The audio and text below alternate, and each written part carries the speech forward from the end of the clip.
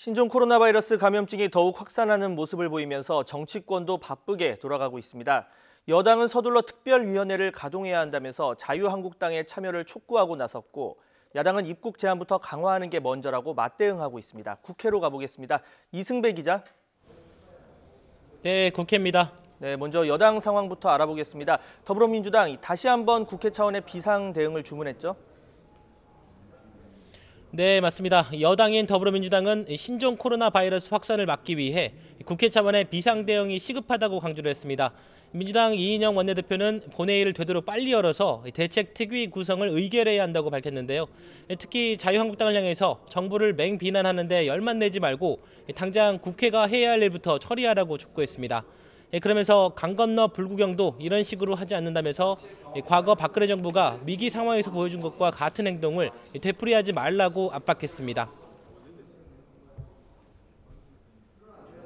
바이러스와의 전쟁에서 이기기 위해서 당장 국회가 해야 할 일이 산더미처럼 쌓여오고 있습니다. 시급히 국회를 여는 것은 야당의 권리가 아니라 의무입니다. 네, 하지만 한국당은 조금 입장이 다른 것 같습니다. 오늘 오전 회의에서 어떤 말들이 나왔습니까?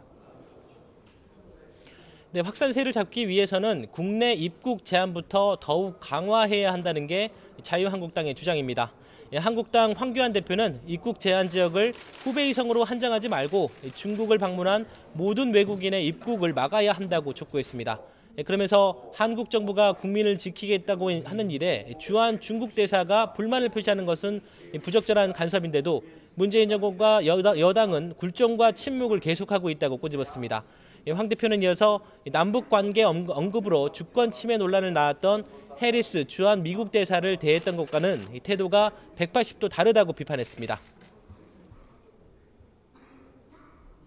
문재인 대통령은 더 이상 눈치 보지 말고 중국 전역 방문 외국인의 국내 입국을 제한하십시오. 전문가들이 전면적이라고 하는 표현을 쓸 정도로 상황은 엄중하고 심각합니다. 네, 이번에는 총선 얘기를 좀 해보겠습니다. 70일도 채 남지 않았는데 정치권도 바쁘게 움직이고 있죠? 예, 맞습니다. 여당인 민주당은 어제 출범한 미래한국당에 대해서 비판의 날을 세웠습니다. 민주당은 이와 관련해 한국당을 정당법 위반 등으로 고발하겠다 이렇게 밝혔는데요.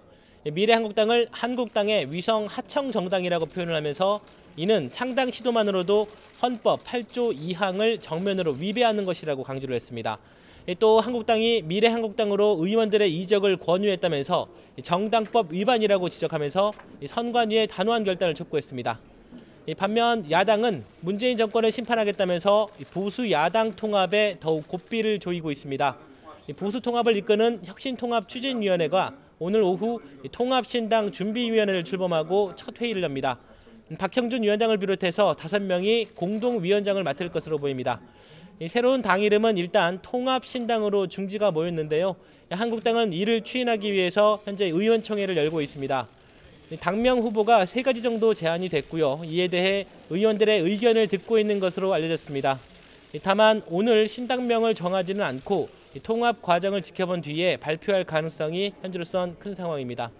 지금까지 국회에서 YTN 이승배입니다.